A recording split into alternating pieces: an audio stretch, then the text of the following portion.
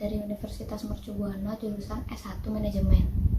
Dalam video ini, saya akan mempresentasikan hasil tugas besar 2 Sistem Informasi Manajemen. Yang pertama ada pengertian e-commerce.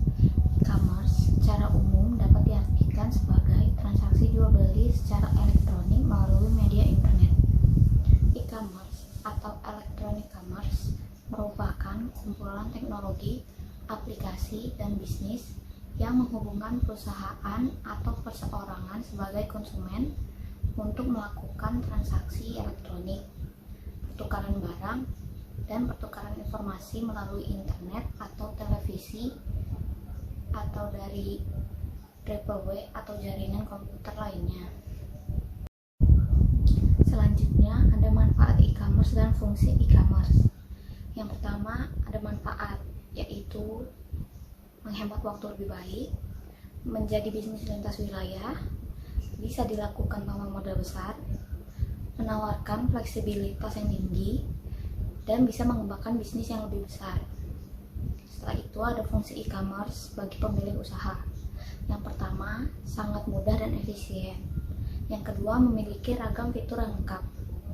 Yang ketiga, memberikan bantuan dan dukungan. Kemudian, ada jenis-jenis e-commerce. Yang pertama, perdagangan elektronik business to consumer atau B2C, melibatkan produk retail dan layanan kepada pembeli individual. Yang kedua, ada perdagangan elektronik business to business atau B2B, melibatkan penjualan barang dan jasa antar bisnis. Yang ketiga, ada consumer to consumer atau C2C, perdagangan elektronik melibatkan konsumen yang menjual langsung ke konsumen. Selanjutnya ada permasalahan rantai pasok global. Semakin banyak perusahaan masuk pasar internasional, melakukan alih daya operasional manufaktur, dan memperoleh pasukan dari negara-negara lainnya, demikian pula penjualan ke luar negeri. Rantai pasokan mereka meluas hingga ke berbagai negara dan kawasan. Terdapat kompleksitas tambahan dan tantangan untuk mengelola rantai pasokan global. Rantai pasokan global biasanya terbentang jarak geografis lebih besar dan perbedaan waktu daripada rantai pasokan dalam negeri dan memiliki partisipan dari sejumlah negara yang berbeda.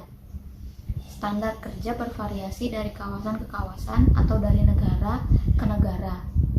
Manajemen rantai pasokan perlu mencerminkan regulasi pemerintah luar negeri dan perbedaan budaya. Selanjutnya, ada model sistem manajemen rantai pasok. Yang pertama, upstream supply chain, yaitu pengelolaan perpindahan produk yang dilakukan antara perusahaan dengan vendor penyedia bahan baku.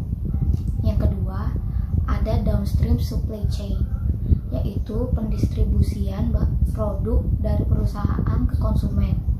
Yang ketiga, ada internal supply chain, yaitu pengelolaan ketersediaan bahan baku, pasokan bahan baku, serta proses fabrikasi yang dilakukan oleh sistem manajemen. Selanjutnya, ada tujuan dibangunnya keamanan informasi.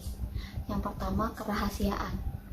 Perusahaan mencari cara untuk melindungi data dan informasinya dari penggunaan yang tidak semestinya oleh orang-orang yang tidak memiliki otoritas menggunakannya. Yang kedua, ketersediaan.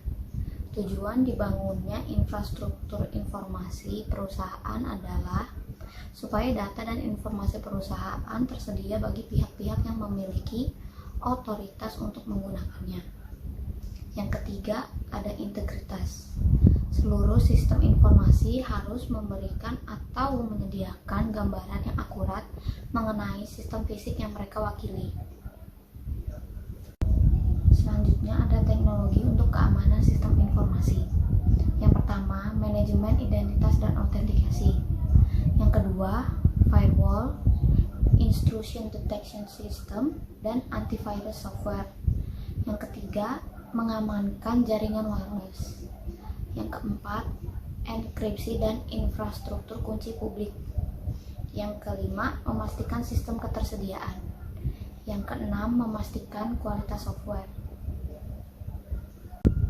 Istilah selanjutnya ada pengertian SAP. SAP atau System Application and Product in Data Processing merupakan software enterprise resource planning atau ERP, yaitu suatu tools IT dan manajemen untuk membantu perusahaan merencanakan dan melakukan kegiatan operasionalnya secara lebih efisien dan efektif. Ada pula beberapa kelebihan SAP.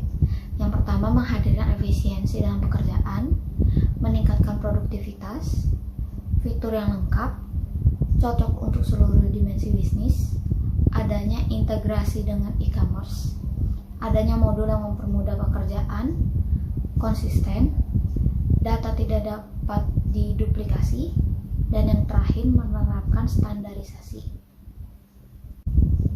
Selain ada kelebihan, ada pula kekurangan dari SAP. Yang pertama, relatif mahal.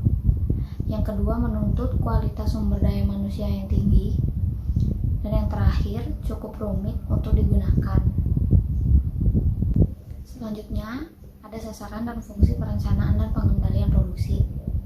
3 sasaran pokok yang menjadi ukuran keberhasilan perencanaan dan pengendalian produksi yaitu: yang pertama, tercapainya kepuasan pelanggan yang diukur dari terpenuhinya order terhadap produk yang tepat waktu, tepat jumlah, dan tepat mutu. Yang kedua, tercapainya tingkat utilitas sumber daya produksi yang maksimum melalui minimisasi waktu setup, transportasi, waktu menunggu, dan waktu untuk mengerjakan ulang. Yang terakhir, terhindarnya cara pengadaan yang bersifat rush order dan persediaan yang berlebihan. Fungsi dari perencanaan dan pengendalian produksi adalah sebagai berikut.